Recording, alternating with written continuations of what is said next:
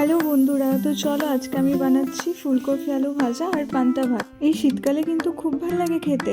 তো এটা বানানোর জন্য ফুলকপি, আলু আর কাঁচা লঙ্কা আমি কেটে রেখেছি। কড়াইতে সর্ষের তেল গরম করে ফোড়নে দিয়ে দেবো তেজপাতা, কালো জিরে, লঙ্কা সব দিয়ে সবজিগুলো দিয়ে ভালোভাবে মিক্স করে নেব। একটু ভাজা হয়ে গেলে ওপর থেকে নুন আর হলুদ দিয়ে ভালো করে মিক্স করে নেব।